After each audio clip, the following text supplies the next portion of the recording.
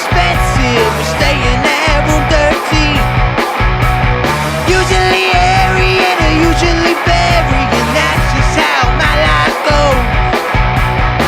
And I don't ever try to dress to impress. Fuck you, preppy asshole. On the 14th floor and a bathroom door don't lie. So happy we don't gotta worry about the cops. We could all get arrested for this, but when the bodies mix, I don't give a shit tonight. Alright.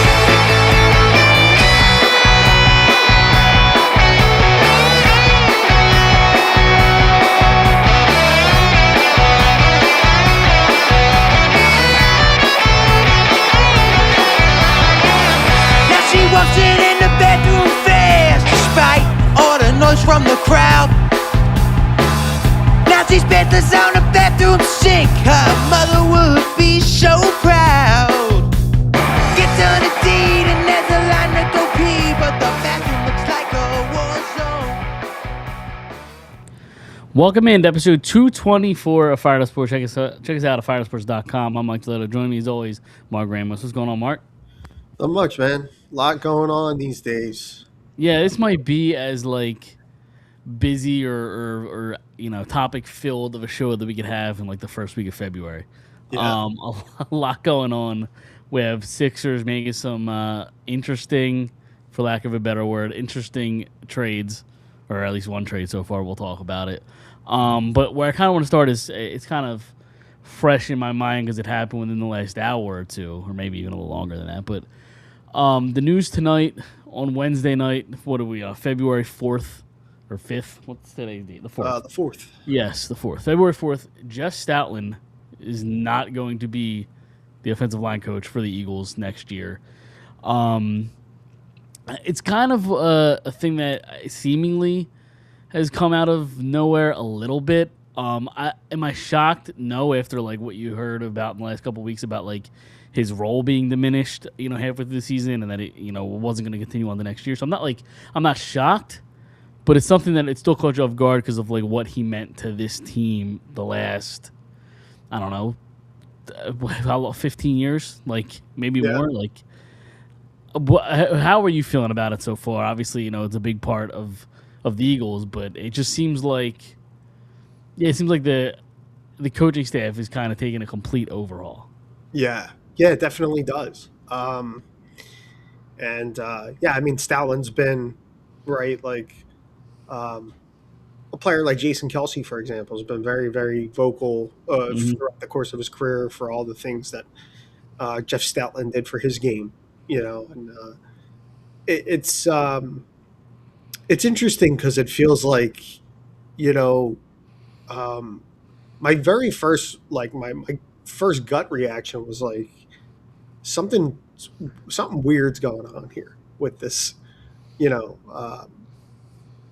overhaul. But then like you said, I think just kind of hey, it's a business of turnover. Coaches come and go. It's even rare for a guy like him to be such a key cog with an offense for so long.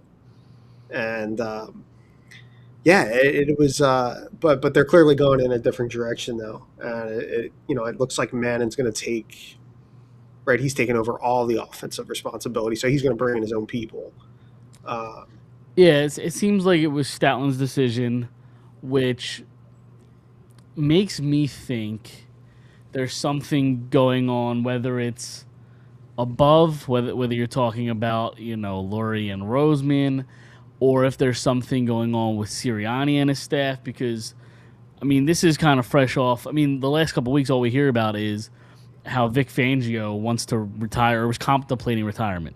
So, that seemingly came out of nowhere. And now the Stoutland stuff, it's these long-time guys, Fangio's only been here, a couple of years, but these seemingly guys that seem safe to be here, and there's stability there, are just kind of up and leaving, and it just, something seems off to me. Yeah, that's kind of what I'm saying too. It's and to be a year removed from a championship also, Like that seems like pretty Yeah. big, some pretty big sweeping changes coming through. But also too, I think to some degree that's how you stay ahead of the curve, so to speak. You know, is to know when to kind of go in a different direction and um, but it does kind of feel that way. The Vangio Yeah. stuff was kind of surprising because it was all within like 24 hours. Like it was like he's contemplating retirement and now he's back.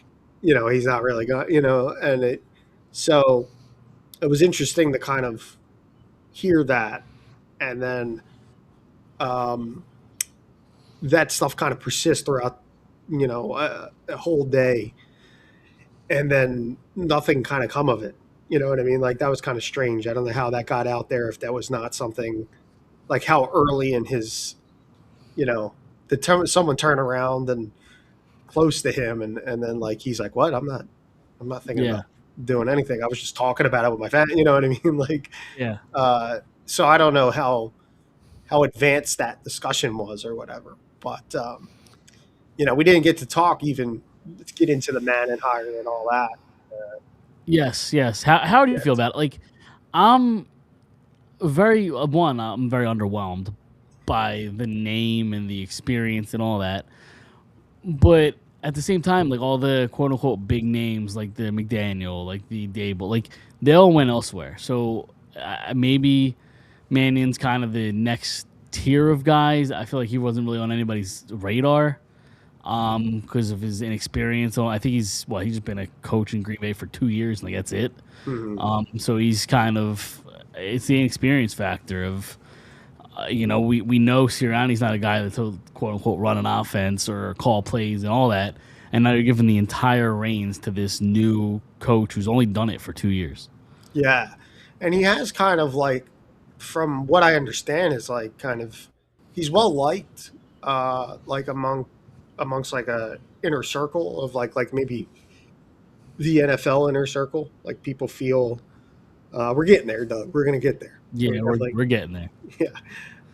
But yeah, no, I mean, he's an interesting high. Like I like it a lot more as like kind of the time is kind of the days have kind of gone on here. Um, and I think they've kind of also like getting Grizzard from Tampa Bay, having him come in as well. Mm, It's almost like they're trying to cover their bases in case Manning does a bang up job here, and then like he gets poached and moves on. They'll have uh, Grizzard from Tampa Bay in here, who's kind of like along the same uh, similar type of coach and things like that.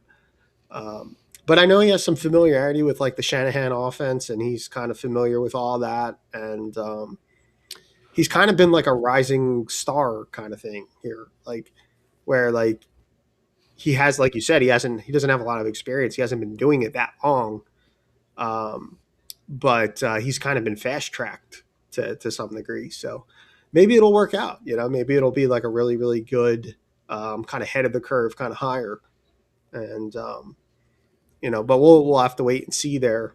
Um, but I was underwhelmed as you like you said. Um, when I heard the news. But I think as time's kind of gone on here, I like it a little bit better than I did when it got announced. I guess my question or criticism is like, has the Packers offense even been that great? Like, should I be impressed with his work as the because it wasn't even the OC, right? He was the passing game coordinator. Like, He was the have pet. I have yeah have I like am I that impressed with Jordan Love's development and like their passing game in general to be like excited about Sean Mannion? I don't know that I am. Yeah. Well, he did. He apparently did some good things for Malik Willis when he came in uh, Yeah, yeah, I guess, for Love.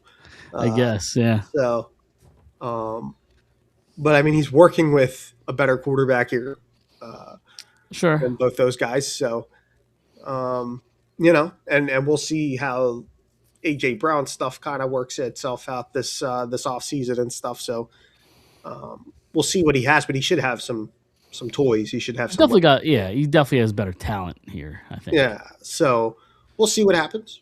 Uh, but yeah, I like it a little bit better than I did. But of course, our evaluation of him starts now, and I, you know, we'll see. I have to see like kind of what this offense looks like, to decide. But he was kind of like a that kind of next level down from like those, marquee names that we were talking about and that people were talking about. And, maybe the Eagles were comfortable with that. I don't know. Like maybe they were comfortable kind of like letting the bigger names kind of go, using that interview process as um, kind of like a reconnaissance kind of thing, like where you're kind of looking, you're more so interviewing guys to kind of get an idea of, hey, what do you think about this guy? Or Right, and from what I've kind of read and gathered is that they like while he's an under the radar guy now, he's a guy that they believe if he stayed one more year at Green Bay that would have gotten some serious contender or coordinator offers next year, and kind of got 1 year in front of it and just got him now because they had to look for the guy now. So it's a guy they believe would have been at the top of everybody's list this time next year. yeah. So and I think good teams do that, right? Like Mhm. teams that are kind of, and the Eagles have proven, over the past few years here, like you got to be ahead of the curve, and you know in order to stay competitive like they have, and get to the finish line with a title, like they have in recent years, you have to kind of be on top of that, and uh, you kind of have to get to it before, you kind of have to. I will say, like, as critical as I am of it, I would prefer this than like Matt Nagy. Like, that didn't interest me at all. Like, Mm, I guess the way I'm surprised is like you look at the last few coordinators they've had, right? And you look at Brian Johnson and you look at um, Kevin Patullo, two guys who like never did it, didn't have really any experience. And then the successful guy that you did have, Kellen Moore, like he had the experience, he knew what he was doing. So I'm a little surprised they went to a guy again, knowing that this is, at least I think this is probably Sirianni's last. I don't know if chance is the right word, but knowing this is kind of it for Sirianni, I'm so a little surprised they went with the inexperienced guy again.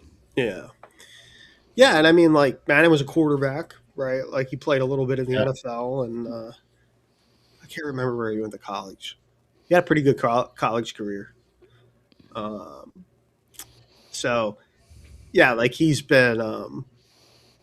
only like 33, I think. yeah, he's pretty, like Like, he's my age. yeah, it's weird. So, um, like, yeah, I think, yeah, like I don't know. I have to see him. I got to see it in action. I gotta have to see it Sure, definitely. kind of come together. Like even in preseason, I just want to kind of see what, even though you're kind of like dealing mostly like second string, third string guys are mostly getting those reps, but um, I would like to see just kind of what it looks like, you know, um, under Mannon, and see him call these plays. But I do like the Grizzard bringing him along as well, because it's kind of like they're trying to cover their bases in the event that this is like a smashing success, that they'll Yeah. have an in-house option to go with that they're comfortable with. And um, he's another one who in a lesser role has done a pretty good job. Um, so yeah, I mean, like that's kind of where they're at with that. So we'll have to wait and see what comes next, which I'm sure is what happens to this roster. Yep, and there will be plenty of time to talk about that Yeah. for sure. Um, did you? I mean, I was gonna kind of transition into Sixer stuff, but did you want to talk since we're on football already? Talk a little bit about the Super Bowl and give kind of a Super Bowl preview kind of thing. Yeah. So this weekend, obviously, you have the rematch of the Seahawks Patriots game, the infamous run with Marshawn Lynch game. I like it's a Super Bowl, so obviously I'm gonna watch, and I don't know how you feel about this game, but like neither team really does it for me. Like I'm not all that excited about this game. Yeah. It kind of lacks this like uh, Like I was yeah, exactly what I was gonna yeah, say. It kind of has that. It's the Super Bowl and it's a big deal, but it just doesn't have the same kind of. I think Seattle's a really good football team, and I think they're gonna Yeah, like. I could see I could see this game like them kind of really kind of taking it to New England yeah. in this game, um, and I really like the Sam Darnold wrinkle to it, and how his career has kind of come along. I do feel for Jets fans, like Well, yeah, for many reasons, but for yes, many reasons. But I'm yeah, sure that's like he was like one of many guys that kind of came through there that it just you know their situation's been so bad for so long that it's like how can anybody possibly succeed in that environment? And yeah. Darnold's a player too. Like he's bounced around the league and Pretty good in um, Minnesota. yeah, and was able to parlay that into a contract with Seattle, and he's returned the favor here, for them. And uh, even though I think most people would say New England has an edge at quarterback um, in this game, Darnold's certainly not playing like a guy. He was pretty damn good in the NFC Championship game. So I think Seattle's going to win this game, and Yeah, and I like just can't. Even if I New England hasn't been putting up like crazy offensive numbers either. I know they've in route to the Super Bowl they played some like legitimate defenses, but mm, at the same time, like they're not lighting the world on fire. no, no, and like they had the weather factor in two of Sure. those games that Yeah. were kind of. I mean, it very well could have easily went the other way, Yeah. with the weather and stuff like that. So they were able to battle through that, and but like they just haven't suffered enough. So Yeah. Yeah. uh, I agree. I you agree. know, so but beyond the fact that I think like Seattle's actually a much better all around football team. Um, you know, Yeah, I mean, they top three defense probably. Jackson Smith and Jigba's, at this point, top five, top three wide receiver in the league. Like he's up there. So yeah, he has been practically unstoppable. yeah, Even a guy like Kenny Walker, like who sure, yeah, always had talent, but I think he had always had. I think he's the knock on him's always been like health, like staying healthy and all. But he's proven to be very effective and a talented guy. And like you said about the defense here, the Seattle defenses, they swarm people. So yeah, um, much better team. And I kind of think like with the way the NFL was this year, kind of flew under the radar. Even though they were at the top, like they were the top seed and all that, I think a lot of people were kind of waiting for the shoe to drop there. Um, but having to go through Seattle, play in that stadium, and it proved to be a much tougher out for people for teams. So but I think that'll be but yeah, the game kind of like the game itself kind of lacks like a certain level of you know, but like this week, whenever they're going to do the well, I'm sure they're already doing them. I can't remember, but they do like the media availability, the big yeah, yeah. interview. Radio Row and all that stuff. Yeah, Yeah. like maybe someone Um. will do something or say something that'll kind of light Yeah. ignite I've something seen. for the I've stadium. seen a little. Yeah, I've seen a little over the last couple weeks, or I'm sorry, last couple days. I've seen like numerous people ask Sam Darnold about like, well, if you have the ball at the 1 yard line at the end of the game to win, are you going to hand the ball off or throw a slant? And he's like, I don't know how many more times I'm going to get this question. He's like, I've gotten it a ton already. That's pretty great. Yeah, yeah. So, but yeah, it's obviously I watch it the Super Bowl. So, so you think the Seahawks will run away with it? I think last I checked, they were 4.5 point favorites.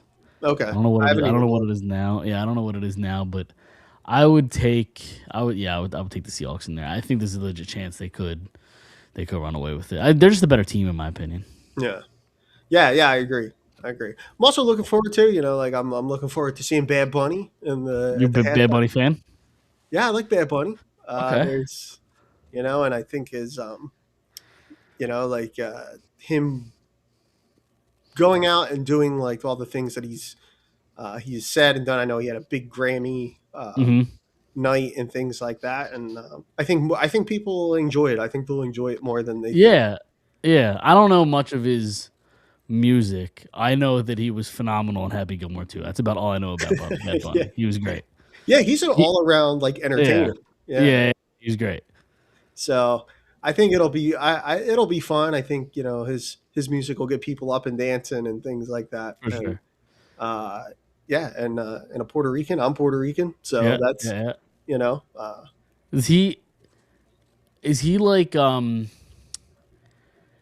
have any like big acts like with somebody like is there a chance he brings out somebody that like people are like, oh wow, does he have anybody that he could kind of bring out with him, you think?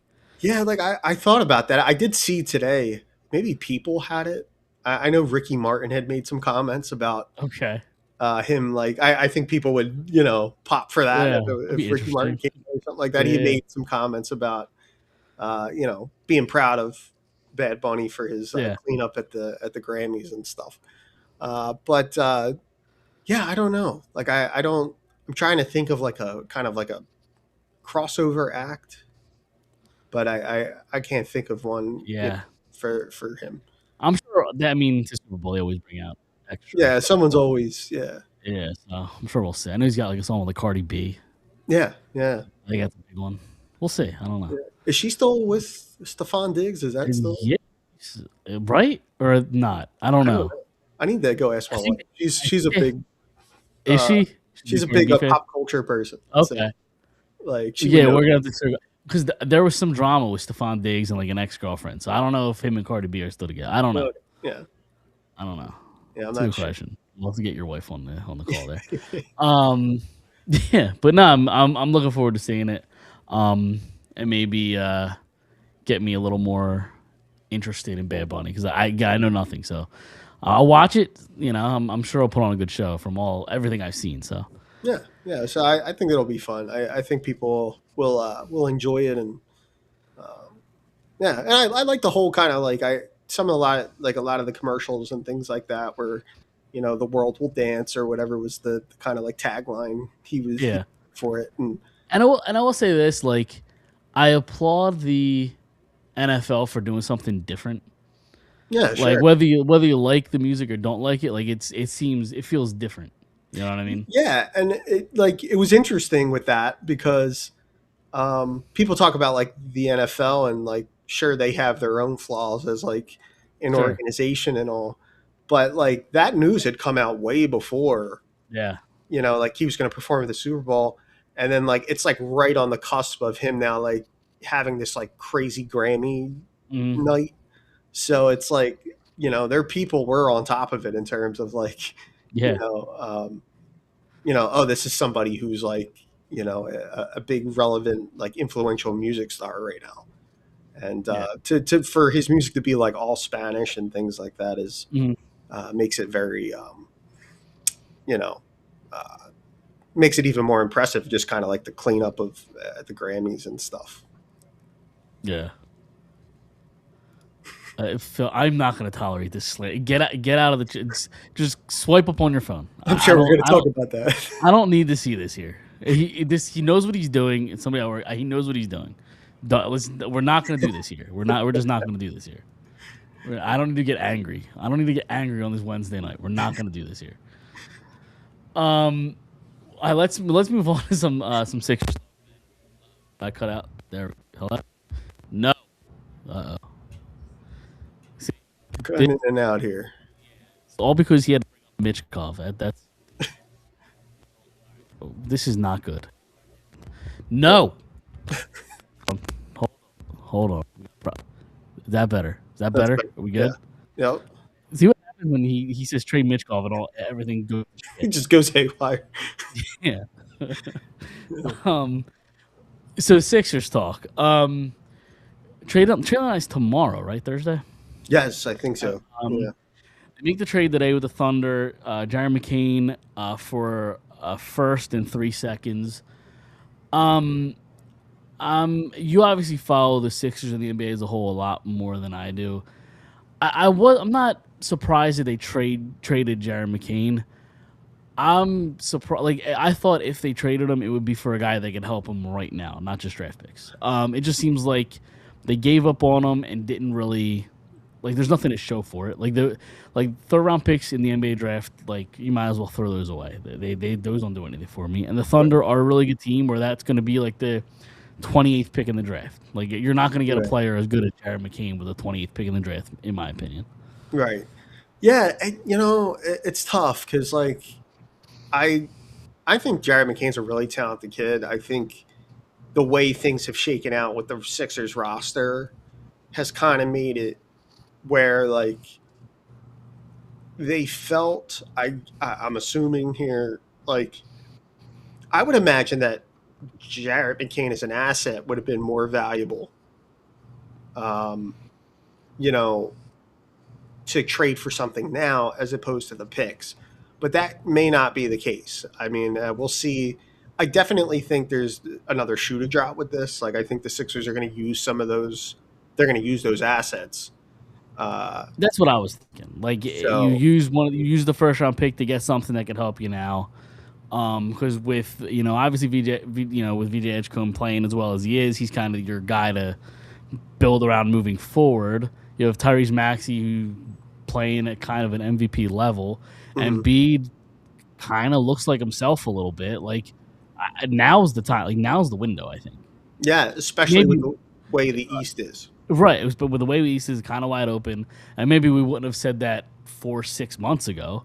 Right. But like the way it is now, the time's now. So maybe you use a first and one of those seconds to get something that can help you right now. I Yeah, think that's what you need to do. it helps them get it helps them get under the tax, I think, as well, the luxury tax moving McCain. The unfortunate aspect of it is like, you're giving up a young asset. Mm, That is exactly a Sam, like for anybody that's listening to this that follows the NBA, that's such a Sam Presti Oklahoma City Thunder move. And I'm fully expecting McCain to go on now and have like, yeah, be and, like and an like all just, they star. just, Yeah, yeah, because they're like so far, like the Thunder are like just this team's like unstoppable, and they're they draft so well, they manage their assets so well. They have a bevy of picks still, I think, and to continue to like add and do these other things, and now they just add this like young talented guard for like next to nothing. Like it's like it costs them nothing in their view, I'm sure, to add a player like this to their mix, and they're like, oh yeah, like Jared McCain's available. Yeah, sure, we'll add him. Like they're just kind of, and I would not be surprised if he carves out a role there sooner than later because McCain is a talented kid, but sure. And it still just kind very of, young. yeah, I think it just kind of like it happens more in the NBA, I think, than other sports, but I think it happens in all sports where when you're in a rebuild and these types of things, it's just like after a while, you just kind of run out of like developmental space for guys. You know what I mean? Like you can't develop everybody, and you don't have the time or or like the ability to give everybody like the special added attention that they need to reach their games. So you end up having to move guys for maybe less than you know ideal value.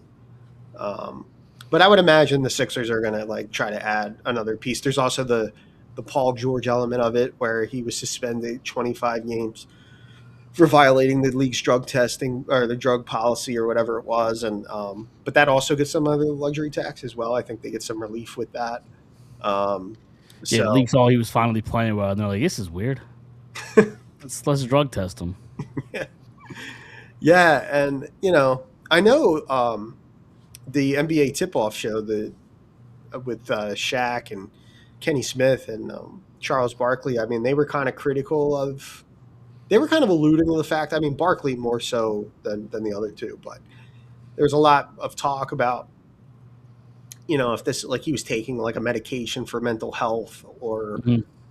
maybe for anxiety, depression, that kind of thing. Not to um, kind of like I'm not trying to guess or any what I Sure. mean, but Yeah. like If that were the case? I mean, you would imagine the league would have some kind of um, there'd be some relief there in terms of like you know unless it's a very hard and fast rule like hey you can't like if you have a script for something you should be able to get a pass. I think that was Barkley's point, especially if it was like a mental health related type of medication or something like that. Yeah, I don't know what their like actual drug policy is, but like I know a lot of times if like a lot of these drugs are made like with different ingredients and certain ingredients are banned on some list. So if you could be taking something you don't even know is banned and it, so I don't Yeah, know if it's a situation like that, but yeah, and it's unfortunate because if it is like we look at everything now, I think we can thank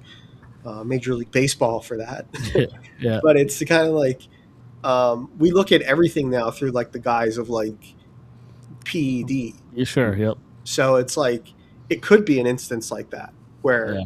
where something that's illegal triggered a positive test or something like that. I think that's And what it's happened. I think that's what happened with was that Lane? I think it was Lane Johnson when he got busted. He's like, yeah, I took this drug. I didn't even know it was banned. Like something like that kind of thing. yeah, and then like if they get suspended and then that becomes like the story, we automatically assume performance enhancing Yeah. as opposed to like you know um, something a lot more like minuscule. Mm. But uh, you know, but it kind of looks like it's going to stand. So I don't know what.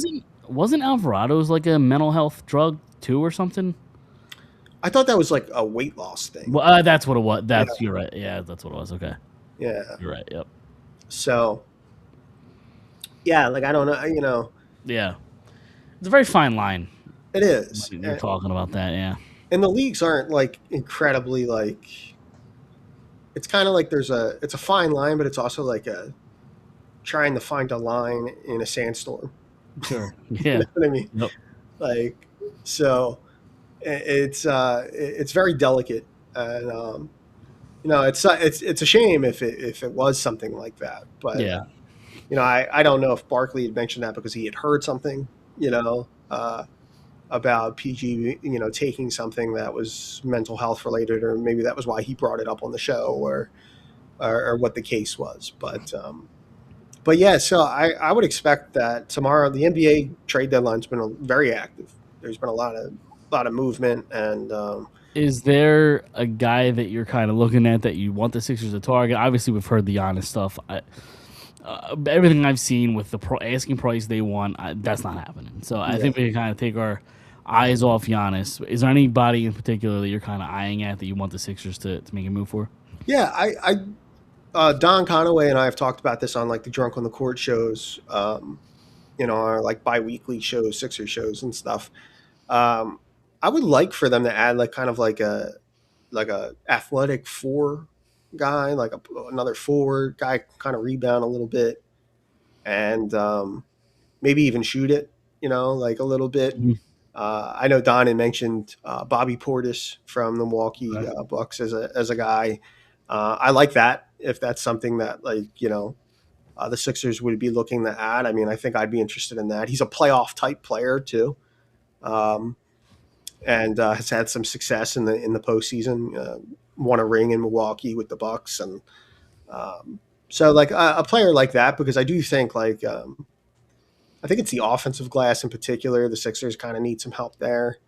Um, and especially when in those non Embiid minutes. But Embiid has not been the same interior presence that he was in the past. The offense looks very much the same, if not as good. Mhm. Um, but I think sometimes on the interior offensive defensive glass, he has not been the same type of player. So if they can add somebody who can kind of do some of those things, that I think that would be a nice tidy piece of business for them.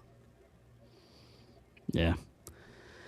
Yep. Yeah, and I agree. And we'll kind of see how it goes down the stretch. I mean, what are they sitting fourth in the East right now? Yeah, Fifth, they're fourth. what did they win? They've won. Did their 5 game win streak get snapped? Or I know at one point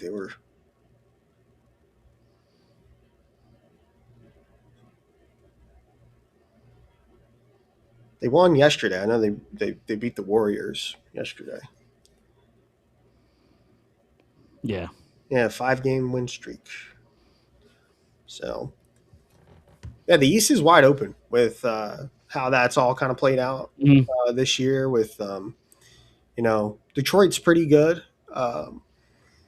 I think Boston will be Boston, especially when they get Tatum back. And but they've had a nice year. The Knicks are kind of around. Cleveland just made a big deal to get James Harden, um, which I thought was bizarre. Yeah, it's yeah. Yeah. You know, um, I saw What? somebody on Twitter mention like James Harden's just getting traded for the love of the game at this point. But Yeah. Yeah. Yeah.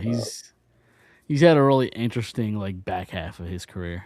yeah, and it was like I thought like L.A. was like the destination. It was like home for him. Yeah. So I was surprised, and you know, getting Garland, Darius Garland, in that deal though for the Clippers. I mean, I think he's a really talented dude, and that's a no brainer. I think for if you're the Clippers, to get Mhm. Darius Garland in a deal like that, because I mean Harden's like 37, 38 years old now, so it's not like you're getting like Houston Rocket James Harden, Right. Yeah. Of course not.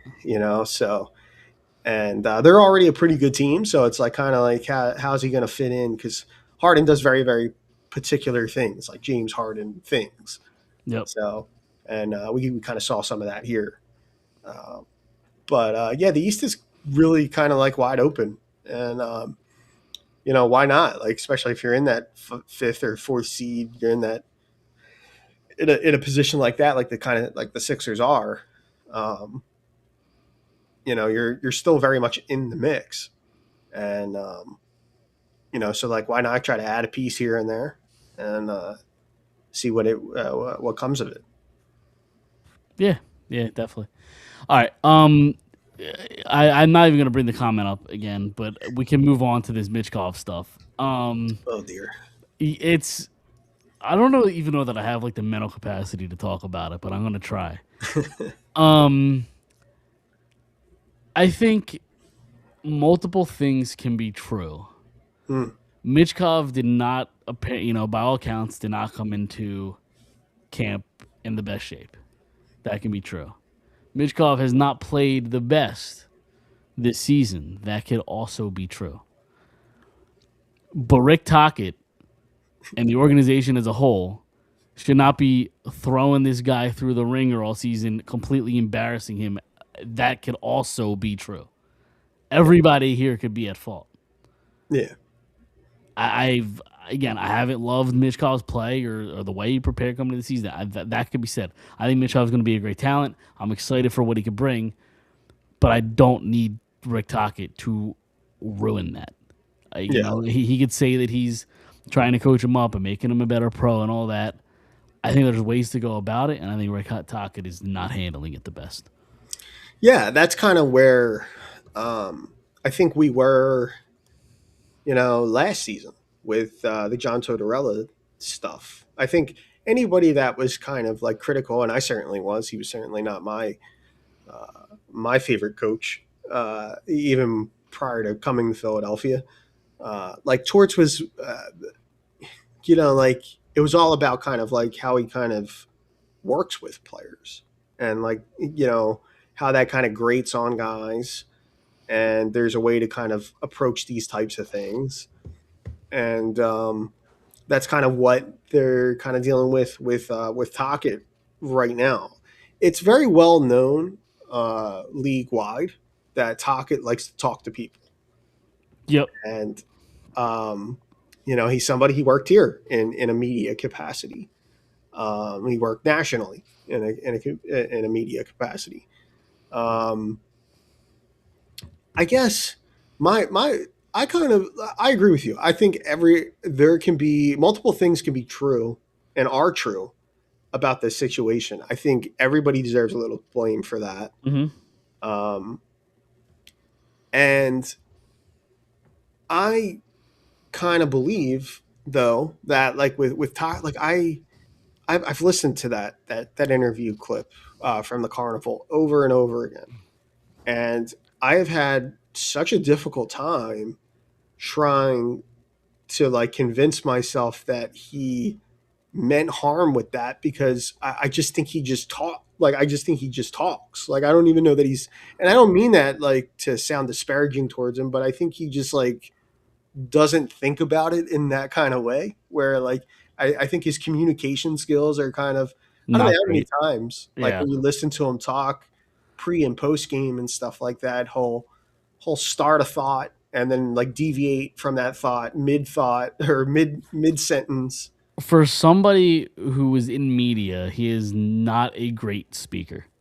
Right. And I'm not like I feel weird saying that, but it's kind of the case where No, it it's is. There's a lot of times where he just fumbles over his words. Yeah, for yeah, sure. and I don't know that it was said with like malicious intent or like I can't stand this kid My kind of my, way. my problem with that, and listen, a great job by Bill Matz of PHLY to ask the question. Like he Absolutely. asked a legitimate question. Yeah. And Very a poignant. yep, great job asking the question. It's a question that had to be asked. Um, especially because that's the comment. I think that was the day after he had played 10 minutes and Yeah. all that. So Mhm. great question. My problem, I guess, with the way that he answered it is how defensive he got. Instead of like asking what he saw in like and the reason he gave him 10 minutes or whatever of ice time, his first answer is, well, what do you want me to give him? 17, like 20? But like I forget exactly how he worded it. But he's Yeah. like, well, what do you think he deserves 20? Like he seemed very defensive instead of like giving his like opinion or like why he believes he's only a 10-minute time on ice kind of player. Yeah. That was my problem with it. Yeah, and I can see that and I understand why that would frustrate people.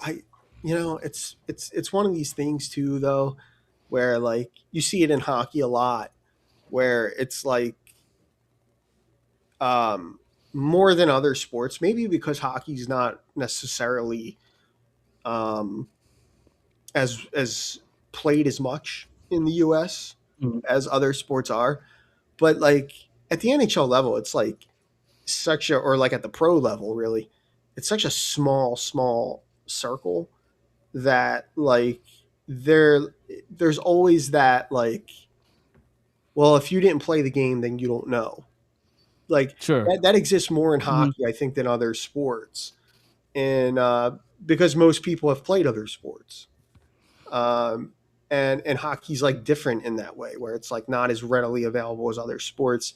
So there's like this like very like protective shell around it in terms of like, well, like you've never played. So like when he comes across like that, I mean, a lot of hockey people at that level do, and people that have been around. I'm Sure. not justifying it. I'm not saying No, it's I think that's fair, but at the same time, it's like a lot of the things I hear about people when people defend Tocchet is, oh, he's been around the game for 40 years, whatever. Like, yeah, as a player, like that's fine. And if he won a cup, I think with Pittsburgh as an assistant coach, but as a mhm, head coach, how do I know you know what it takes to win as a head coach? You've right. never done it. Like, you, what has he done as a head coach? Like, yeah, he had one good season in Vancouver Mhm, and then he made the shitty Coyotes a little less shitty one time. Like that's was his coaching career. yeah, Made the playoffs essentially one time in 9 years. Like I can't think that he's some like world beating coach or that he's been around forever and I have to give him the benefit of the doubt when it comes to coaching because he's coached forever. It's like he's not that guy to me. He's not as revered as people make him out to be as a head coach, in my yeah, opinion. yeah. There's a lot of that, and it's like we started the this show talking about like the Eagles and the coordinator situation. Some guys just make better assistants or coordinators than they do head coaches. You have to be a lot more of a Mhm. manager. There, like when you're the head coach, I think too, and this goes across any sports. You grew up playing sports. I grew up playing sports. Um, for a head coaching job, there's a lot of like assuaging personalities and things like that, and everybody's different. You know, Mhm. maybe there's a player that responds better when you lean hard on them and lean into them hard. I think Michkov is one of those players. Sure.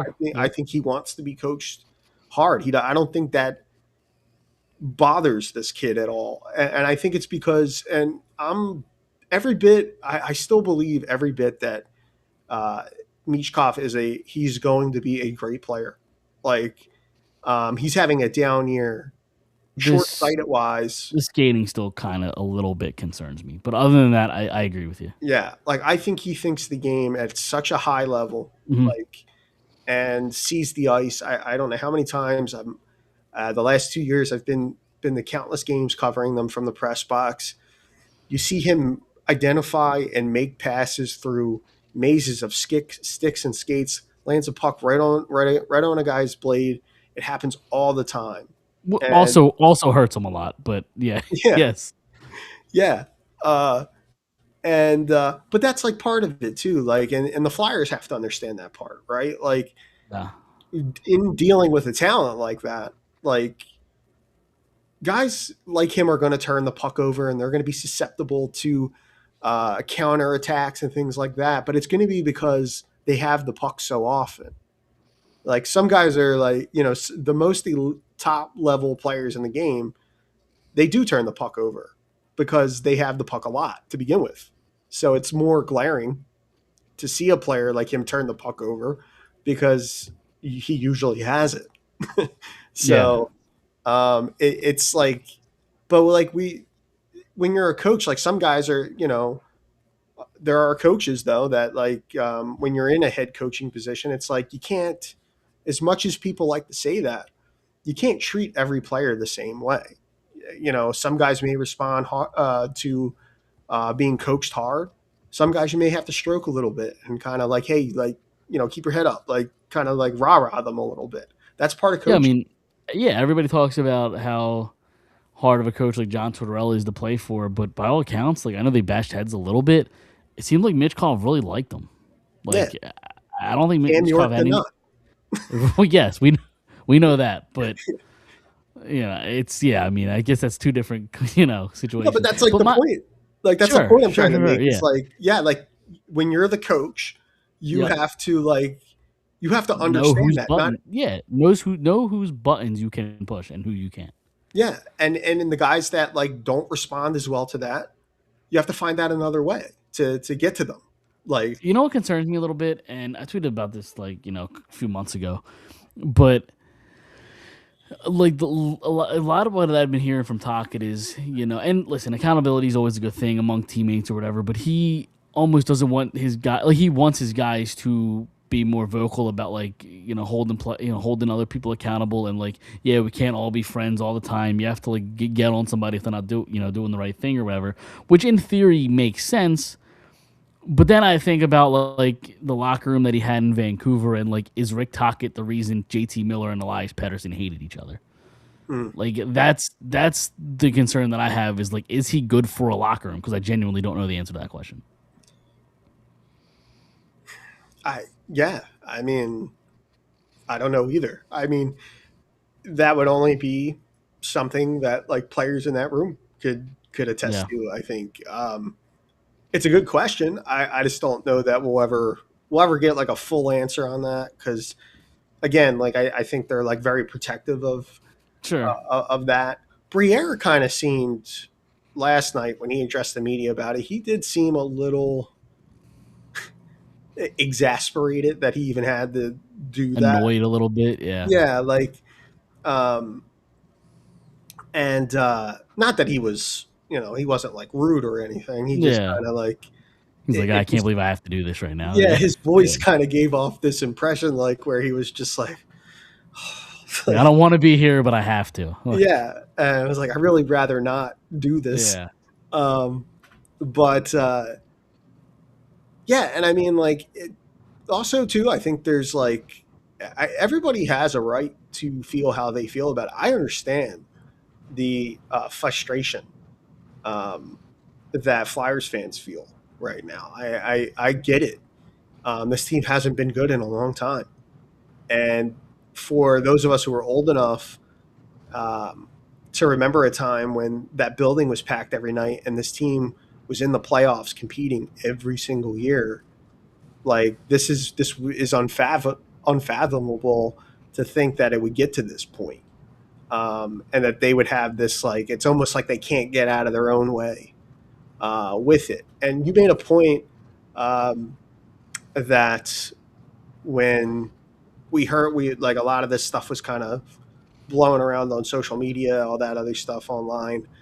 A lot of people were using that as like their vocal outlet for how they thought about it, throwing around theories that they of what was wrong. And one of the things you and I were texting about that last night was you had mentioned about Flyers fans maybe being a little triggered by that kind of thing because of the Cutter Gauthier situation that played Sure. out Yep. and how that kind of went. And then looking at in a couple years' time the type of player he's become in Anaheim.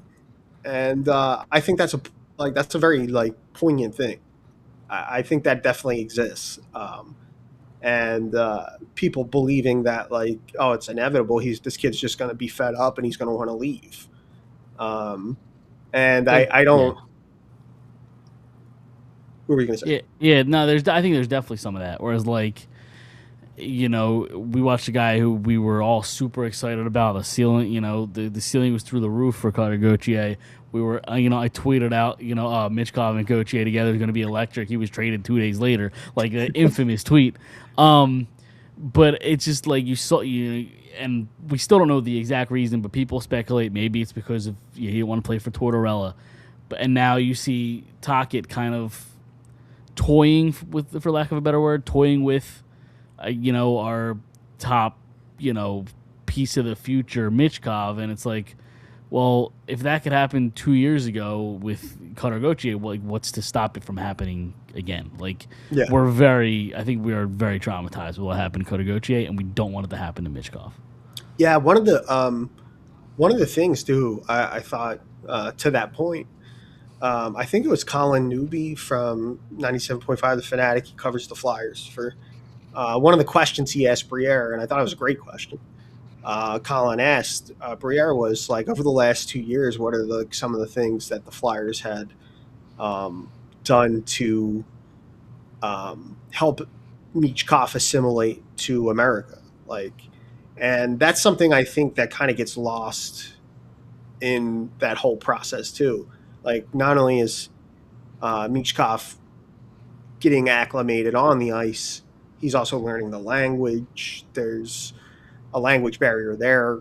We know. I mean, he has a translator um, with him, and these are some things that we see it in baseball all the time. Like, baseball teams offer for Japanese players and Korean players, and the or Hispanic players. We see all the time that, and it's just like, if you want the talent, those are things you have to set up those things. Sure. Of course, Briere didn't elaborate on. He had said they've tried, they have, and are still committed to trying to help him get assimilated as best they can. But he was not going to, elaborate further on, what those things the organization was trying to do. But that's a very real thing. Sure. Yeah. You can't take. It's not the same thing as developing or bringing along a prospect that grew up in North America in the United States or Canada. It's not the same way. And you have to kind of like, you have to do these other things. People, I think, sometimes look at that as if it's like, they're kind of kowtowing to the kid. But it's like, no, I mean, like, you're making an investment like in this player. And especially in the Flyers case, I mean, I think everybody in that organization, at least I at least believe, and you can call me naive, whatever. I think everybody in that organization understands how foundational of a piece he is to them moving forward, and they know they can't box that. They just Yep. can't. No. It's this organization will be set back, another 5 to 10 years, and in that case, I mean, I don't know what this looks like. They're going to be playing in front of empty buildings every night. Yeah, and at that point, it's their jobs. Jonesy's gone. Briere's gone. Yeah, it'll be another regime come Yep. in, and and then we'll be asking ourselves the same questions of like whether you go through that whole phase where you have to kind of like they have to show you, and so I get the cynicism. I get why people are upset with that. Can I be honest? I still don't know what Keith Jones does or what makes him qualified to be a president of an NHL hockey team. Is that like, am I off base there? Am I alone? I don't think you're alone. Uh, Like every I time I hear him talk about something that has to do with the front office, I'm like, this guy doesn't belong. I feel like he's more like a conduit between like Comcast Spectacor and like hockey ops. That's how I Yeah, kind of like if they put a smart hockey guy in Keith Jones' position and put Keith Jones in Dan Hilferty's position, I'd be totally fine with it. yeah That seems different. yeah. I think he's supposed to be like kind of the bridge between the front office and like the business side of of Comcast. I don't know if that's exactly how it is, but that's my interpretation of like what he's supposed to be doing. Um, as somebody who's kind of been, Jonesy has a very good reputation, like league wide, as somebody Sure, who's, yeah, and he, he's another one. National media. He's yeah. had lots of connections with people, but But um, just because you're a media guy doesn't, and you've played in the NHL and all that, doesn't make you qualified to be the no, president of an NHL hockey club. Just no, doesn't. it does not. It doesn't. But I don't know. You're asking a lot of good questions of me here, and I don't have the answers to some of those. All I want But to know. yeah, I don't know. But you know, and also too, I think like to go back to the Michkov thing with um, one thing we didn't touch on about all this was, and you mentioned about like Bill Matz from it's PHLY, right? Yep. Yeah. Asking that question, and it was a great question. I think they're all like a really good crew. Charlie, Kelly, Bill. I think they all do a great job, and um, they're and this isn't like pointed to them at all, like in any kind of respect. It goes for any podcast, anything like that. I don't know that the carnival is like the proper like platform for that. I get what you're saying, but at the same time, I think if it's not, then don't interview him at all. Only because of the situation of that specific incident, where I saw a clip circulating the night prior, where Bill is going off on Talkit about the playing Mitchkov 10 minutes. How is he supposed to earn the opportunity? Yeah, or how he's supposed to earn your trust if you're not giving him the opportunity to earn your trust. All that. It seems really disingenuous to have him on the show 12 hours later and not address it. No, yeah, I think I just don't know if like if you want to do that and have him, And honestly, I think this kind of goes with what you're saying. Next year at the carnival, I don't know that coaches will do those media appearances. Maybe they do, and PR is just kind of real. Hey, don't ask any hard questions. Just keep it 3 to 5 minutes of talking about the carnival, and that's it. Maybe that's possible. Maybe they don't have him on at all. I don't know what the answer is, yeah, but I could definitely see the PR team being like, guys, let's reel this back. We can't have this again next year. yeah, yeah. Um, I just think as a pod, I think he had to ask it the way he did, especially no, because yeah, again, Bill the night before was going off on Talkit. I just to interview him 12 hours later or whatever it was, yeah, to not ask the question just seems disingenuous to me.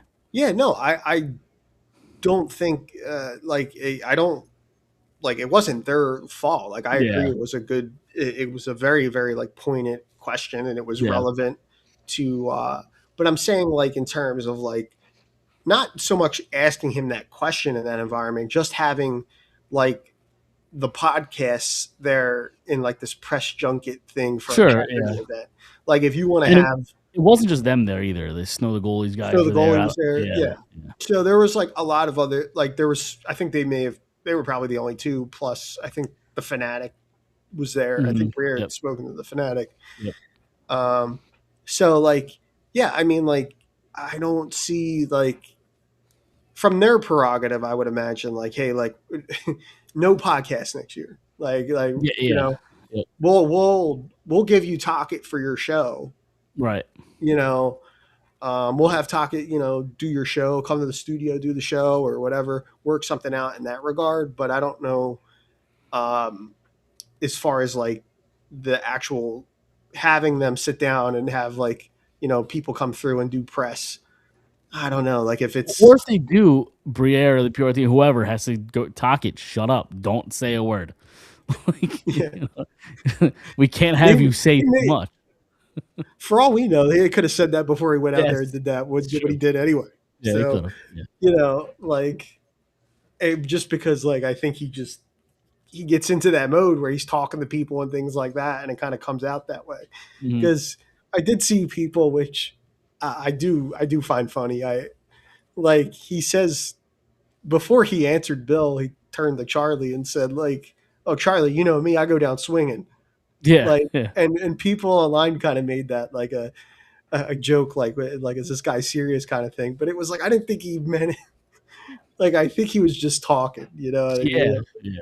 It's Uh, almost like he forgot there was like a mic in front of him, yeah. and thousands of people were going to hear him say that. I mean, I'm sure Talk is probably he's probably a super super cool dude to chop it up with, like have a beer Sure. with or whatever. I'm Yeah. sure he's super cool that way. I don't disagree with that. I just don't know that I want him coaching my hockey team. That's all. Yeah, no, that's I guess that's fair. Like but yeah, we much like they had to address it, we had to address it as well. Yeah. And Mitch, have you seen any of the Spit and Chiclet stuff? I don't know if you pay attention to them or follow them, or apparently Flyers fans hate them now because they're just talking shit on Flyers fans, yeah, which I think is hilarious. I don't have a problem with it. They're entertainers at the end of the day, talking an entertainment hockey podcast. I listen to it. I enjoy it. I think people are up in arms because Biz called us all fucking morons. I think is great. I love yeah, it. I saw that too. I'm not as big of a Spitting Chicklets fan now as I was Okay. in the beginning. Mhm. Um, I think Chicklets has changed in terms of like, again, like all the things we were just talking about. Like, Biz has become a very big, like, he's Media become an guy. Yeah. ambassador for the game in a lot of Sure. ways. Like, Mhm. and now, he has a lot of friends and people that are in the league in management positions or Mhm. head coaches of places. And instead of just being like the players podcast, it now kind of turns into, like I'm going to protect my buddies kind of thing. And, Sure. Yeah, I can see that. and it's just kind of like, you know, I think there's justification all the way around. Like, that's kind of like if it comes across like on Twitter or whatever, because I've interacted with some people, like if it comes across like I'm like super pro Tocchet, it's not that as much as it is like I think everybody owns a piece of this. Sure. Yeah. Like Michka, ultimately it's on the player Mhm. at the end of the day to come in ready to perform and to play. Michkop's still very young, and I think he's going to be a great player someday. Hopefully, he had a great rookie campaign. This year hasn't been what anybody has expected, but you know, um, he'll be another year older and another year of experience under his belt next year. And I think he's the type of personality where like he'll take to heart what happened this year, and Yeah. and he'll be better for it. Maybe that's very glass half full, rose colored glasses. We'll see, but like I think everybody just kind of owns a piece of it, and it felt like Tocchet was getting like I felt like Tocchet was getting hit with everything, and it was like yeah, but you know what, like he was put in charge by two people above him that haven't really spoken about this. Ultimately, like the player had like a crazy off season. I mean, like I don't know what happened in Dubai, but The you car know, accident. Michkov was in a car accident. Like, Mhm. and there was a crazy story that came out of that Yep. over the summer. Um, you know, I, I think there's a lot of stuff there that where like when the whole stuff. I remember saying this on this show. I also said it on the Drunk on Ice show with Don. Was when the stuff came out at the beginning of the year about him being not in great shape. It was just nobody said anything. Nobody told me anything. It was just like I had a feeling, and I was reiterating to people. I was like, I don't think this is. There feels like there's a lot more going on Mm. behind the scenes than we know, and I still believe that, and some of that we'll never know. I'm sure like Or Taka will tell us one day, because he maybe he likes it. will tell us one day. Maybe if he gets canned in a couple years, Yeah, we'll just like throw it all out there, and we'll hear about that. But and so I don't know, but I just feel like there's a lot more of it to it, you yeah, know, uh, than we know, and I don't know that it's all like about like a clash with him and the player, or it feels a little heavy handed to insinuate some of the things I saw online about, you know, I don't know that, I don't know if Tocchet hates Russian players or, yeah. I have no time for that. yeah, it That just, I don't. It just doesn't seem like a thing and like that would ultimately, happen in 2026. Like yeah, and I don't. ultimately everybody's like, I know for myself too. I mean, like, and I'm sure you as well, like growing up playing sports, like, I mean, it's so competitive and like, Sure. you just want to win. I think everybody just wants to Yeah. win. And, uh, Yeah. Listen, do I think he hates Russians and is willing to sacrifice wins for just to say fuck you to Michkov and Grabankin? Like, no, I don't. yeah, I think he wants to win, obviously, and even wants to make Michkov the best player he could be because that's in the best interest of him. If they're successful, he's successful. He has a job forever. right. Exactly. Um, I just don't know that he's doing it the right way. Yeah. That's all. Like, And that's, which is totally different argument. Yeah, yeah. And that is 100% fair. And yeah, everybody has a right to feel like that. Everybody has a right to, you know, feel frustrated and disgusted with how Mhm. things have played out. It's like, here's this other drama, like, or another shitstorm coming down here, hitting this team. And it like when they really don't need any of that right now. You never need it, but it's like, why does this have to come out? Um, and like on the heels, like you said, of like a Cutter Gauthier situation that played out just a few seasons ago, and you can't have that stuff persist when you're trying to like rebuild a team. I'm a big believer too. I know like they talk a lot about culture and things like that, almost to the point where it's like a punchline online now. Like, I almost hear culture too much. I'm tired yeah, of hearing it. and it's like I'm a big believer though. Like it's like you don't like winning will breed the right kind of culture. Winning cures everything. So Sure, it's like 100%. you can do. I'm not saying you can't build an infrastructure for guys, and hey, that's how we do things around here. I'm not saying that. I'm saying that like there's only so much of that you can do before like rubber has to meet the road, and you actually got to start winning, Hmm. because that's really when it starts. Guys learn how to win when they win. And it's Yep. like there's only so much infrastructure you can build and talking about winning and when we're ready to win and all those other things. You actually have to do it, in order for it to bring the right kind of culture. So, Yeah, winning cures everything. And, 100%. and it will again here, they start having some success or win a playoff round or something like that. It'll change not only the perception and how people feel about it, but the room will be different, Yeah. because they're having success. Yeah, he's just got to learn the American game, learn the American lifestyle. Like in America, we could just get in a bar fight and crack a dude's jaw and break it in 3 spots. Like that's Hey, hey, what an unbelievable it's nuts. This Gavin story. McKenna story is crazy. Yeah. Oh man, that is incredible. I Yeah, mean, like, and like in your draft year when like everybody's calling you the number one pick, probably like yeah, I don't like I don't know if it's going to ruin his career. Like he'll still get drafted, but like it could very well stop him from going 1, 2, or 3. Like if a team thinks its talent's close enough, let's take the guy that doesn't throw hands at a bar in college. Like let's not do or that. or if like by time the draft's in June every year, Hmm. so by that point are like are there charges brought down? I'm sure there's going to be some sort of settlement involved. If I had to guess. Yeah, because he's facing felony Yeah. charges, like felony assault charges. So, um, and for anybody who hasn't heard that yet, Gavin McKenna, one of the top hockey prospects in the country right now, goes to Penn State. Got into a bar fight over with a kid that apparently had made some insults towards his mother.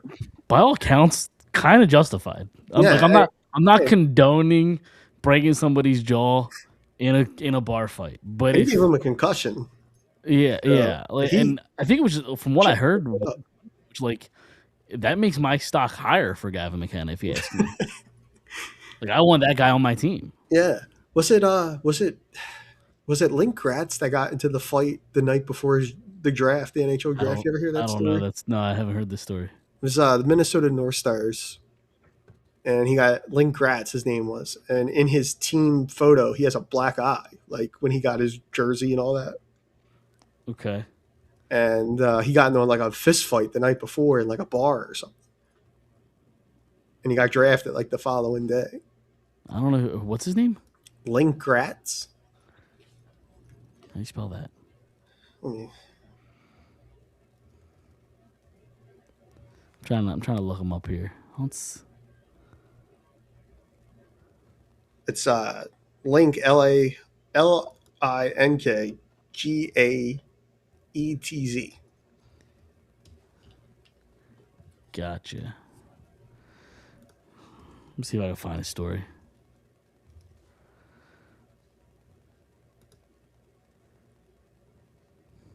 I'm probably not gonna be able to find this now. I'll have to do some research later because it's gonna take too damn long. Yeah, I'm gonna send you the picture right now of his draft, of his like draft photo.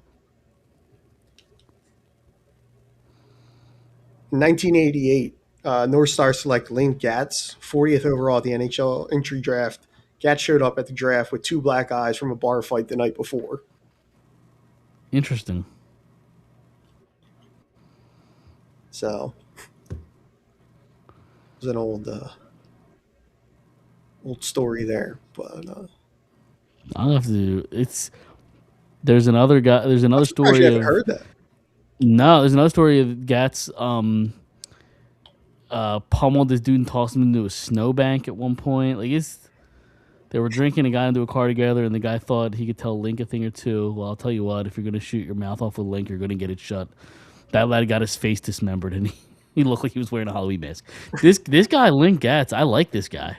There is I can't remember. It was an executive, if that worked for the North Stars, that had made a comment, like a legendary quote, I think it was, after that, and he was like, we drafted Mike Modano to protect the franchise, and we drafted Link Gatz to protect Mike, and then we hired lawyers to protect Link. Yeah, I just got to this part of this story. Yeah. In the second round, we drafted Link to protect Mike. In the third, we should have drafted a lawyer to protect Link. That's great. That's what it was. Yeah, That's wonderful. I'm surprised you haven't heard that. No, I have not. I'm gonna have to do some digging. Legendary This is story. great. Yeah. I knew about that. I heard about that a long time ago. So, Gavin McKenna, similar circumstance, I guess, but much different time. But yeah, it'll be interesting to see if it affects his draft stock at all. And he also got into it. Sorry, I'm still on Gates. Gats? I don't know. But Gats, I think it's Gats. But I'm not sure. He apparently got in some car accident and was semi-comatose for 8 days. Oh my god, this is nuts. Who's in Hollywood writing the Link Gatz movie right now, the biopic? We need this. I don't even know when this article was written. This was back in 2012. But there's a gigantic article on ESPN with just stories and stories and stories of Link Gatz. He's a mythic figure. Yes, this is wonderful. Yeah. Literally, the title of the article is "The Legend of Link." The Legend of Link. Yeah, The Legend of Link. That's wonderful. Yeah. All right, I got nothing else to talk about other than now I'm gonna have to do research on Link Gats. That's great. Yeah. The Come Legend back of next Link. week. Give me some Link. Yeah, Cats, I'm sure I'll have something for you. yeah. Stories for days. Yeah. For But sure. that's all we have this week. Go subscribe Apple Music or Apple's podcast and Spotify, YouTube as well. Go check us out on Facebook, Twitter, Instagram, Fired Up Sports, and go check out the website firedupsports.com as well. We'll see everybody next Tuesday. See you then.